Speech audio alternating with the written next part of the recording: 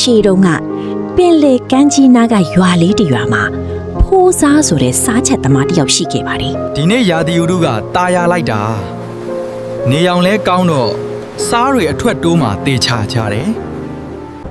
ဒါပေမဲ့ဖိုးစားချက်တဲ့နေရာနဲ့မလန်းမကန်းကတောအုပ်ကြီးထဲမှာတော့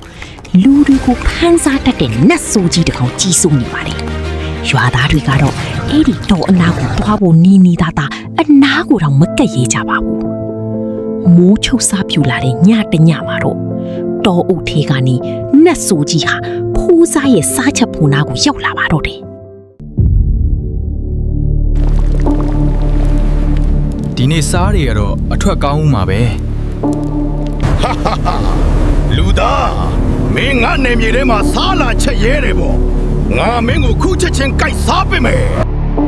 ဖိုးစားဟာပထမတော့လန့်သွားပြီမေချက်ချင်းပဲစိတ်ကိုထင်းပြီးညံစင်ဖို့ကြံလိုက်ပါတယ် အကြီးတင်ကအကောင်သားကြီးတာအသားကတော့နှုတ်ဖက်နေတာပဲကျွန်ုပ်လိုမာကြောတဲ့လူသားကိုစားခြင်းရင်တင်အသားတွေလည်းမာလာအောင်အရင်လုပ်ရမယ်ဒါဆိုငါအသားတွေမာလာအောင်ဘယ်လိုလုပ်ရမလဲ နတ်ဆိုးကြီးဟာခန္ဓာကိုယ်သာကြီးမာပေမဲ့ညံအလွန်ပြင်းတဲ့အတွက်ဖိုးစားရဲ့စကားကိုယုံသွားပါတယ် ဒီအိုးတွေကဆေးရည်တွေကိုတင့်ခန္ဓာကိုယ်မှာတုပ်လိမ့်လိုက်ရင်အသားတွေကြောက်ခဲလို့မာကြောသွားလိမ့်မယ်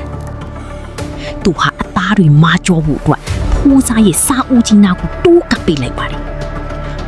ဖိုးစားဟာအခွင့်ကောင်းကိုစောင့်ပြီးဖိုးပေါ်မှာပုတ်ပွက်ဆူနေတဲ့စားရည်ပူကြီးတွေကိုရောက်ချိုဆောင်ကြီးနဲ့ခတ်ယူကနတ်ဆိုးကြီးရဲ့မျက်လုံးတွေစီတို့ရုတ်တရက်ပက်ဖြန်းလိုက်ပါတော့တယ်စားရဲ့အငံတက်ကြောင့်နတ်ဆိုးကြီးဟာတကူလုံးစက်ခါရမ်းပြီးမျက်စိလဲကွယ်သွားတဲ့အတွက်ဖိုးစားကိုရှာမတွေ့တော့ပဲတောအုပ်ထဲကိုယူးယူးမူးမူးနဲ့အော်ဟစ်ပြီးပြေးဝင်သွားပါတော့တယ်အဲ့ဒီနောက်ပိုင်းမှာတော့အဲ့ဒီနတ်ဆိုးကြီးဟာဘယ်တော့မှပြန်မလာတော့ပါဘူးမိုးတောက်အာယုံတက်လာတဲ့အခါဖိုးစားဟာတက်ပြင်းချပြီးအားရကျေနပ်စွာပြုံးလိုက်ပါတယ် အန်တီရဲ့ကောင်ကြီးတော့မရှိတော့ဘူးငါအလုံးငါအေးဆေးဆေးဆက်လုပ်ရုံပဲ နောက်ထပ်လည်းစိတ်ဝင်စားဖို့ကောင်းတဲ့ပုံမြင်တွေကိုတင်ပေးသွားမှာဖြစ်လို့ channel လေးကိုလည်း subscribe နှိပ်ပေးသွားပါဦးနော်